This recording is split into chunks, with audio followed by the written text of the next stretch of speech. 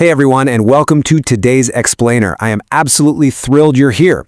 Go ahead and step right into our virtual classroom today because we're going to explore a truly fascinating piece of literature. We're looking at a famous poem called Haunted Houses by the legendary Henry Wadsworth Longfellow. But fair warning, we are going to completely flip the script on what you think it means to be haunted. Forget the jump scares, we're talking about something far more profound here. A different kind of haunting, myth versus reality. Before we even look at the text, we've got to clear our heads of all those modern pop culture biases we all have. We usually imagine a haunted house as this place of horror, right? Filled with terrifying entities and things that go bump in the night. But Longfellow's idea is entirely different. In his vision, the spirits occupying our homes are peaceful observers. They represent a continuation of history and an ancestral connection that quietly lingers in our physical spaces. They aren't there to scare you. They're literally just there. All houses wherein men have lived and died are haunted houses. Through the open doors, the harmless phantoms on their errands glide, with feet that make no sound upon the floors. Just let those words sink in for a moment. It's incredibly atmospheric, isn't it? Let's do a line-by-line breakdown and translate this into plain English. Now that we've heard the poetry, let's figure out what it actually means. We'll start with those first two lines. All houses wherein men have lived and died are haunted houses. Notice how sweeping and absolute that statement is. He isn't saying, just some creepy abandoned mansions are haunted. He says all houses. So what's the takeaway there? He's suggesting that any home with a history of human existence is just automatically inhabited by the spirits of the people who used to live there. If someone spent their life there, and especially if they passed away there, their spirit is permanently intertwined with that physical space. It's just an inevitable reality of human history to him. But here is where it gets really fascinating. Longfellow completely disarms the spooky vibe he just created with the very next lines. Through the open doors, the harmless phantoms on their errands glide, with feet that make no sound upon the floors. To translate that into plain English, he's clarifying that these spirits are totally non-threatening beings. They're just moving silently, doing their thing as if they're still part of our physical world. Think about what that actually looks like in a home. It's maybe a spirit quietly walking from the kitchen to the dining room to see if the table is set, or maybe pausing by a living room window just to look at the morning light. They're just going about their daily business with zero desire to scare anybody. Let's isolate some specific vocabulary. The word phantoms obviously means ghosts or spirits, but Longfellow uses this brilliant poetic device here, juxtaposition. He takes this traditionally spooky word and pairs it right up with the comforting adjective harmless. A harmless phantom. It's an oxymoron that basically tells our brains, hey, you can stop being afraid now. Then we have the word errands, meaning tasks or business. By choosing the word errands, Longfellow is highlighting the incredibly mundane, everyday nature of what these entities are actually doing. No rattling chains, no howling at the moon. They are literally just doing their chores, keeping a lingering connection to the earth. And that perfectly illustrates the visual imagery of the poem. We picture spirits gliding through open doors, moving with feet that make no sound, acting as these quiet observers of the present. He paints this gentle, ethereal picture. It's fluid, weightless, and honestly just entirely peaceful. So why did Longfellow write this? To remind us that the past is never actually gone. Our homes retain the energy of past lives, which proves that history isn't just something stuck in a textbook. It's a living, daily presence right alongside us. Every place we inhabit holds human energy, a continuation of earthly claims from the folks who came before us. Life, as Longfellow points out, is a delicate balance. On one hand, we've got our tangible world, our physical spaces, our earthly needs. But right alongside it, we have this higher spiritual realm, the ethereal pull of the unknown. The poem suggests there's a mystical connection between the two. They aren't completely walled off from each other. They overlap perfectly right inside the walls of our own homes. Which brings us to the beautiful core message of the text. An invisible bridge of light intertwines our daily existence with our ancestral legacy. We are constantly connected to the generations that came before us. They walk right beside us, silently observing, tethered to us by this invisible bridge. Now, before we put on our literary detective hats and start tearing these words apart, we really need to just experience them exactly the way the poet intended. We've got to let the atmosphere wash over us for a second. Poetry is meant to be heard out loud, right? So let's listen to the rhythm and the cadence of this stanza. Notice the pacing and the really quiet imagery here. We meet them at the doorway, on the stair, along the passages they come and go, impalpable impressions on the air, a sense of something moving to and fro. Just let that gorgeous 19th century phrasing land for a second. Did you notice how it doesn't sound panicked or scary? It's calm. It's almost rhythmic, kind of like a pendulum swinging or just a really quiet breath.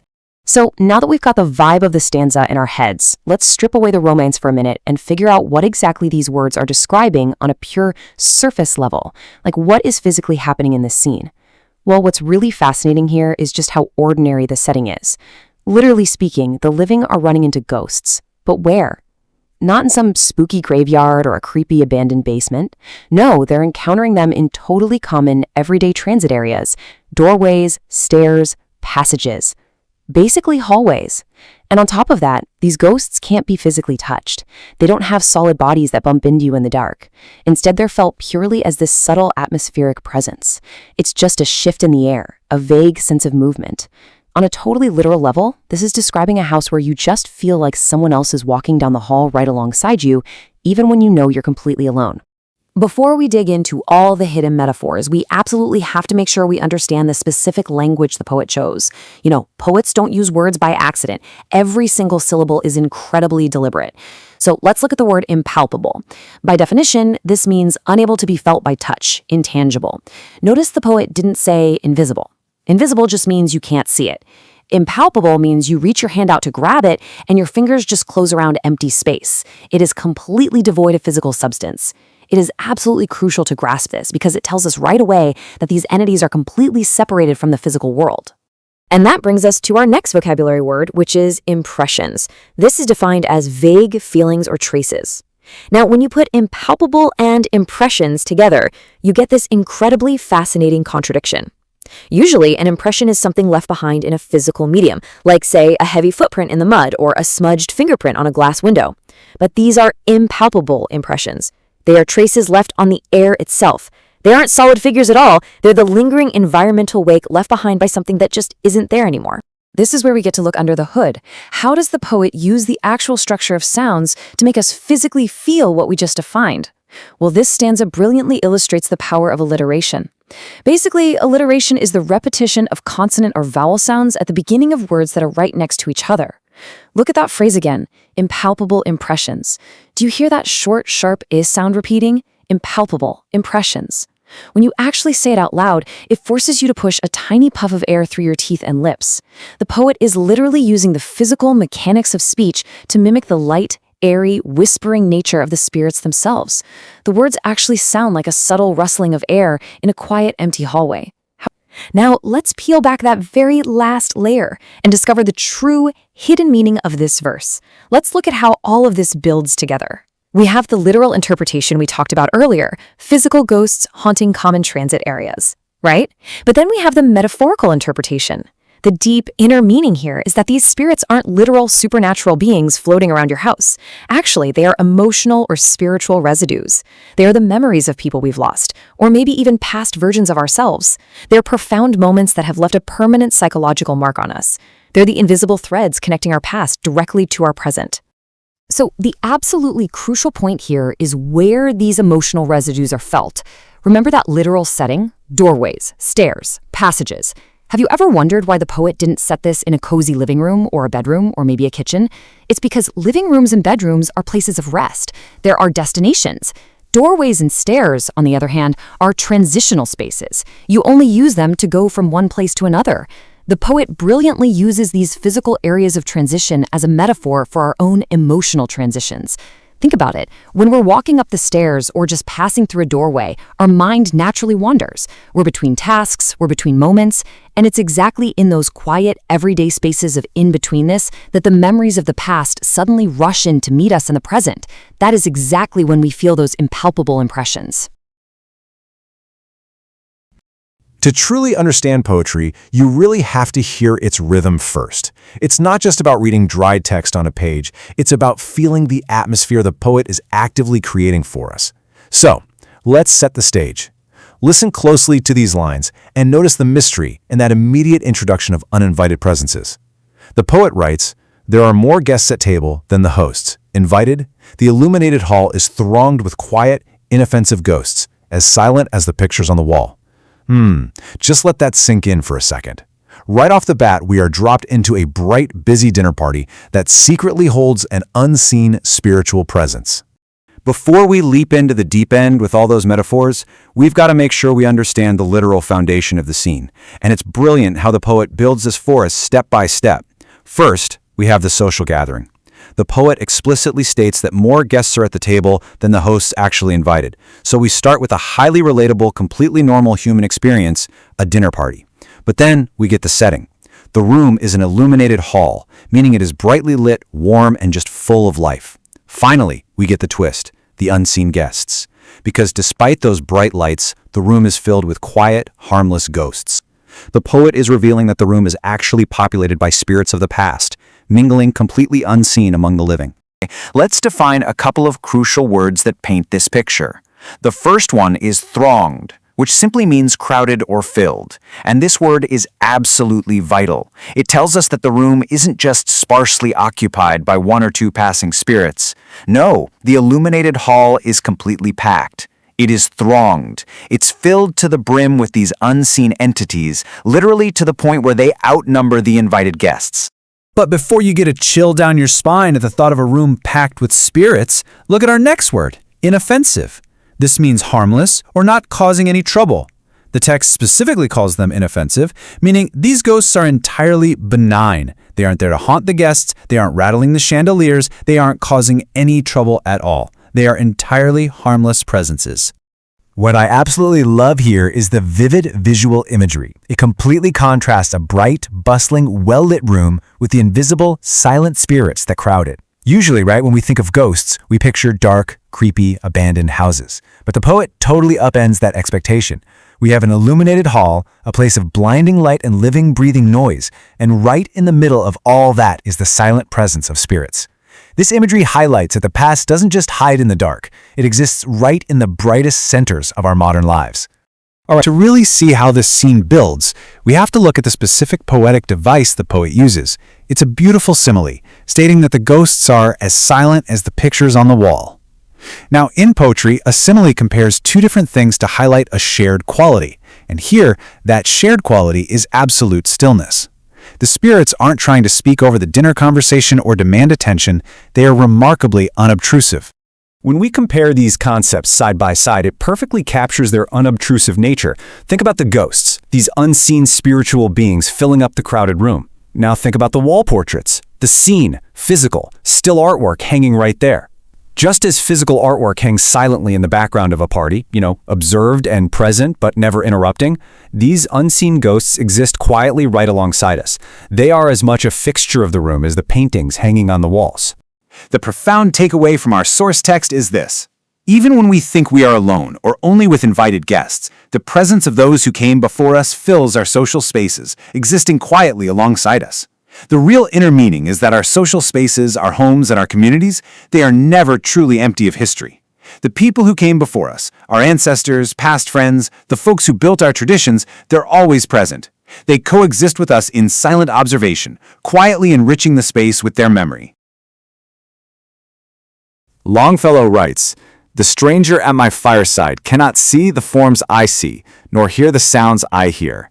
He but perceives what is, while unto me all that has been is visible and clear." Just let those words sit with you for a second. It's this quiet, incredibly intimate scene by a fireside, and yet it somehow manages to encompass the entire vastness of human history and spiritual awareness. So we're going to break down the chronological flow of this stanza into 4 distinct steps. We're translating this poetic language into plain everyday English so we can really grasp the mechanics of what Longfellow is teaching us. Step 1 is all about the stranger at the fireside. This is your casual visitor. If you're just visiting a space, you really only notice the immediate physical environment, right? The warmth of the fire, the chairs, the walls. But then, in step 2, Longfellow introduces the speaker's perspective, claiming a much deeper spiritual sensitivity. The speaker doesn't just see the room, they truly experience it. Step 3 explains the result of that sensitivity. It reveals entire layers of history that are completely invisible to the naked eye. And finally, in step 4, we hit the climax of the stanza's meaning. The speaker can actually see the forms and hear the sounds of the past, plain as day. It highlights this profound literal difference between just physically being in a room and truly spiritually knowing a home. What's really interesting here is Longfellow's specific phrasing with the word perceives. He writes that the stranger but perceives what is. To perceive means to become aware of or to notice through the physical senses. We're talking touch, sight, hearing, in the strictly biological sense. By choosing this exact word, Longfellow is intentionally restricting the stranger's experience entirely to basic physical sensory awareness. The stranger is completely boxed in by the present tangible moment. They literally cannot transcend their immediate physical environment because their toolkit is limited exclusively to physical perception. Building on that vocabulary, Longfellow uses a really powerful literary tool called antithesis. This is, essentially, the juxtaposition of contrasting ideas. Notice the core conflict driving this entire stanza. It's the stark contrast between physical sight and spiritual vision. The stranger who only sees what is directly contrasted with the speaker who sees all that has been. This isn't just some casual comparison. It's a dramatic seesaw effect. Longfellow places these two opposing forces right next to each other to emphasize that physical sight alone is profoundly inadequate when you're trying to understand the true depth of the world around us. This brilliantly illustrates the complete divide between these two characters. Think about the stranger for a second. This is the casual visitor, completely oblivious to the spiritual weight of the room. They only see physical reality, entirely limited to perceiving exactly what is. Now contrast that with the speaker. This is a person with deep, rooted ties to the home. Because of that connection, they possess a true spiritual vision. They aren't limited by the present, they see all that has been. The visual imagery here is just incredibly striking. You have two people sitting right next to each other, sharing the exact same fireside, yet they are existing in two completely different realities. One is utterly blind to history, while the other is surrounded by the vivid forms and sounds of those who came before. The inner meaning of this text is that true understanding of a place, and honestly maybe of life itself, requires far more than just physical sight. We actually need a spiritual connection to the history and the memory of that space. Longfellow is showing us that our ancestral legacy is deeply, permanently intertwined with our daily existence. He describes this connection as an invisible bridge of light that spans across time, linking our present physical reality directly to the higher spiritual realm of the past. It's such a beautiful reminder that we are never truly alone in our spaces. We're always sharing them with history. The source material sets up this absolutely brilliant contrast between two very different types of observers. So a casual visitor, a stranger just passing through, merely sees the physical reality of a place. They see the bricks, the mortar, the modern buildings. But someone with deep ties to a home, they possess what the poet calls a spiritual vision. They don't just see the present, they actually perceive the forms and hear the sounds of the past, literally seeing history layered right over the present reality. Listen to these 4 powerful lines from stanza 5. We have no title deeds to house or lands. Owners and occupants of earlier dates, from graves forgotten stretch their dusty hands, and hold in mortmain still their old estates. Just sit with that for a second. It presents such a striking dispute over who actually possesses the earth. To really unlock this mystery, we need to look at the specific legal jargon the poet deliberately borrows. First up, line 1 mentions title deeds. We all know these as the temporary, human-made paperwork that supposedly proves our legal ownership of a property. But by bluntly stating that we don't have them, the poet immediately strips away our sense of legal security. It's kind of like saying our whole modern concept of ownership is just an illusion. But what's really fascinating here is the contrasting legal term in the final line, mortmain. This literally translates from French to dead hand. Now, traditionally, mortmain refers to the perpetual ownership of land by an institution, like a church. But the poet twists it, applying it to the deceased. It establishes this perpetual, unending claim on the land by those who have passed away. Their dead hand literally never lets go of the property. Now that we have our vocabulary straight, look at the mechanics of how the poet paints this really eerie picture in lines 2 and 3. Owners and occupants of earlier dates, from graves forgotten stretch their dusty hands. The poet asks us to visualize the actual physical remains of the past, literal dusty hands reaching out from the earth, actively asserting their dominance over the present. This is a textbook example of personification. The poet is animating these forgotten graves, right? Giving the deceased the active, grasping, physical traits of the living. By describing the dead as having hands that stretch and hold, the poem brings the past to life. The dead aren't just passive memories, they are active property owners who flat out refuse to be evicted from their estates. So, what does this all mean for how the poet views permanent land ownership? The inner meaning reveals this stark contrast. Our modern concept of property is completely upended here. It suggests that the living, us, only hold a brief, fleeting, and honestly superficial claim to the world. On the flip side, the dead maintain a much stronger perpetual grip on the land. We are essentially just passing through an estate that truly belongs to those who came before us. So, to put it all together, the crucial takeaway from this explainer is that human ownership is fundamentally temporary. The dead maintain a perpetual grip because their claim is rooted in deep, deep history, and their permanent status comes from being physically buried in the earth itself. They've literally become one with the land they occupy, which makes their title far more legitimate than any piece of paper we could ever sign. Okay, listen closely as I read this. The spirit world around this world of sense floats like an atmosphere, and everywhere, wafts through these earthly mists and vapors dense, a vital breath of more ethereal air. Let's break that down line by line. The spirit world around this world of sense. Notice how the poet instantly sets up two totally different dimensions. We've got the spirit world and the world of sense, which is really just a fancy way of saying everything we can physically touch, taste, and see. Then we get floats like an atmosphere and everywhere. This tells us this unseen realm isn't locked away in some distant galaxy. It's a pervasive, floating presence. It is literally everywhere. Next up, wafts through these earthly mists and vapors dense. That right there, that's our heavy day-to-day reality, the daily grind. And finally, a vital breath of more ethereal air. Just pay attention to how those words feel. Going from dense, heavy mists to a light, vital breath. That is completely by design, and it leads us perfectly into the deeper mechanics of the poem.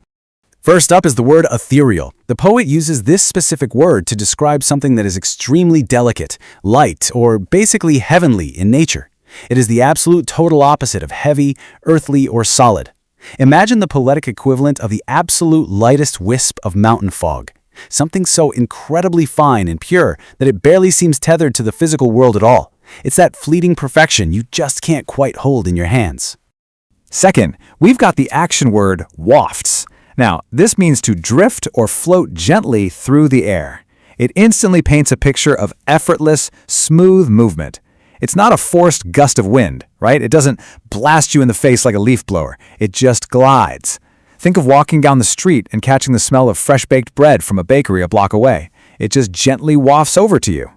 Nailing down these two concepts, ethereal meaning heavenly and delicate, and wafting meaning gently floating, perfectly sets the stage for what the poet is trying to show us.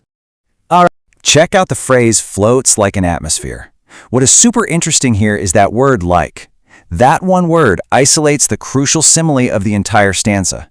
The poet is explicitly comparing the spirit world to an atmosphere that floats entirely around our physical reality. Now, a simile is a fantastically powerful tool because it takes something completely abstract, like an invisible spirit world, and compares it to something we physically understand, our atmosphere. An atmosphere is just a brilliant choice. Why? Because it's invisible. You rarely ever notice it, but it is absolutely essential for your survival. You're breathing it in this exact second. So what does this simile actually achieve philosophically? Well, by comparing the spirit world to an atmosphere, the poem makes a brilliant point. The supernatural realm is not some faraway, distant place way up in the clouds. Instead, it surrounds our physical world just like the air we breathe. It's an incredibly intimate, close presence. It is constantly filtering this pure spiritual essence directly into our heavy, material reality. It's wrapped right around us all the time, totally unbothered by the physical barriers of our world. This is the poet's core vision right here. It's a direct, striking collision between two very different worlds. On one side, we have our dense, earthly life. The poem describes this using phrases like earthly mists and vapors dense. It perfectly captures that heavy, foggy, sometimes totally overwhelming reality of the daily grind. You know, the feeling, it's like being stuck in bumper-to-bumper traffic on a gloomy, rainy Monday morning. Everything just feels heavy and congested. But then, on the other side, we have the spiritual atmosphere. This is characterized by a vital breath and ethereal air. It is pure, delicate essence. So the poet is creating this brilliant visual collision between the heavy, oppressive fog of our daily struggles and a clean, heavenly breeze that just cuts right through it, effortlessly clearing the windshield of our lives. The profound inner meaning of this stanza is that the supernatural isn't a whole galaxy away. It is a thin layer that is actively surrounding us right now. This ethereal layer provides a continuous, vital spiritual breath. And why does that actually matter to you and me? Because it means our heavy, and let's face it, sometimes difficult material existence is constantly being infused with a much deeper purpose. We aren't just muddling through the dense fog all on our own. Yes, the earthly mists are dense, but they are constantly being pierced and refreshed by this heavenly air, breathing life and meaning right into the mundane parts of our day. The author writes, "Our little lives are kept in equipoise by opposite attractions and desires." I mean, just listen to the deliberate, measured cadence in those lines. It literally sounds balanced when you say it out loud. The poet is introducing this incredible concept that human existence is a really delicate balancing act, driven by completely opposing magnetic pulse. Notice that specific word there, equipoise. It means a state of equilibrium or balance.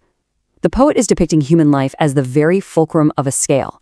We are the pinpoint center holding two massive weights on either side.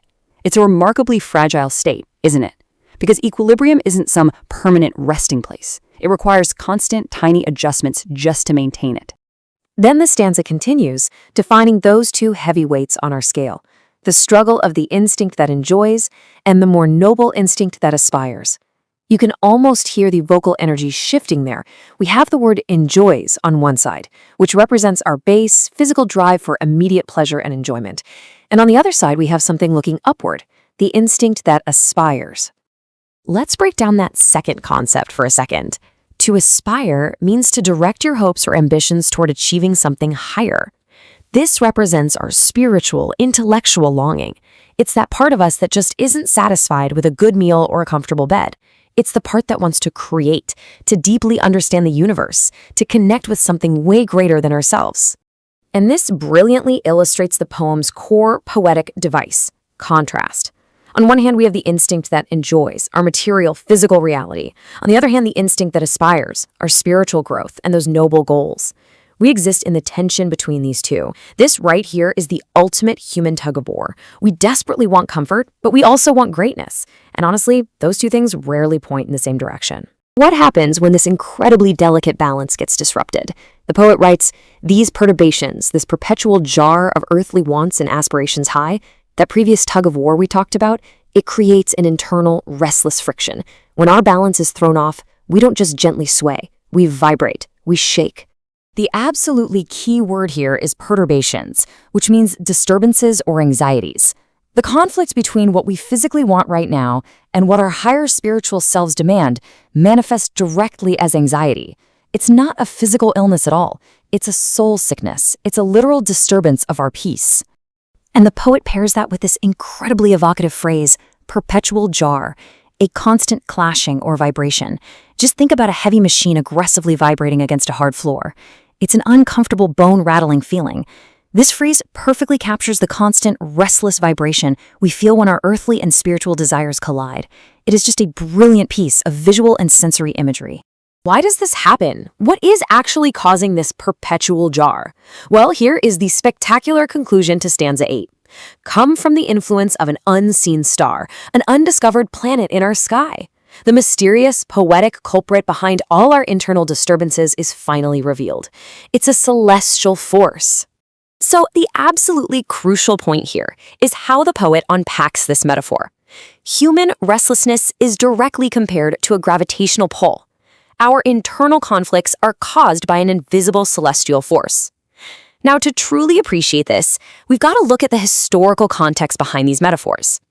In the 19th century, astronomers literally discovered the planet Neptune, not by seeing it through a telescope initially, but by noticing the perturbations, yes, the exact word used in the poem, in the orbit of Uranus. Uranus was wobbling. Its equipoise was disrupted. Astronomers realized mathematically that there simply must be an undiscovered planet, an unseen star, exerting gravitational influence on it. The poet brilliantly takes this cutting-edge scientific context of planetary discovery and applies it directly to the human soul. When we feel a perpetual jar, it's because there is an unseen, higher, perhaps divine force pulling at our orbit. We are being guided by a celestial map we can't even fully see.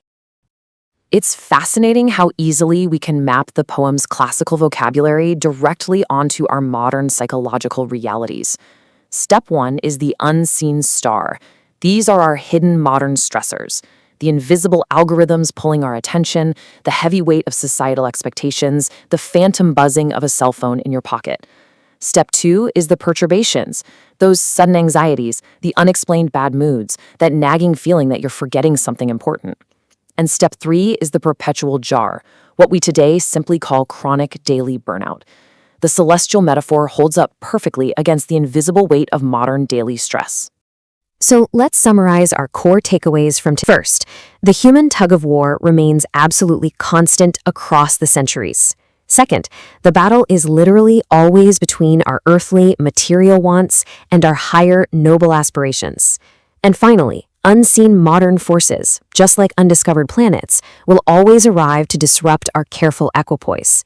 The unseen stars might have changed their names, but the delicate human balance remains exactly the same. And as the moon from some dark gate of cloud throws over the sea a floating bridge of light, across whose trembling planks our fancies crowd, into the realm of mystery and night. What is he actually saying here? Let's break it down line by line. In stanza 9, Longfellow is painting a very specific visual. And as the moon from some dark gate of cloud throws over the sea a floating bridge of light, he's tapping into a real physical phenomenon. You know that look? The way moonlight reflects on dark water to create what looks like a shimmering, glowing pathway? But he doesn't just leave it as a pretty picture. He goes on to say, across whose trembling planks our fancies crowd, into the realm of mystery and night. He's suggesting this physical moonlight is actually a mental pathway. It creates a literal bridge for our human imagination to cross from the hard, safe reality of the shoreline right into the vast, unknown mystery of the night. First up is the word fancies from stanza 9. Now, when we hear fancies today, we kind of think of something fleeting or trivial, right? Like a passing whim. Actually, scratch that. In this context, it carries serious weight. Fancies refers to our deep imaginations and our inquiring human thoughts. These are the active, probing parts of our minds that bravely crowd onto those trembling planks, completely eager to explore the mystery. So from the world of spirits there descends a bridge of light, connecting it with this. O'er whose unsteady floor that sways and bends, wander our thoughts above the dark abyss. Let's move to the next stanza and see how this builds, because there's a massive shift here. In stanza 9, we had human imagination reaching out from reality. But look at how stanza 10 begins. So from the world of spirits, there descends a bridge of light, connecting it with this. Longfellow is showing us a two-way street. It's like a giant puzzle clicking into place. Just as our minds reach out into the darkness, a connection reaches back down from the spirit world to meet us halfway.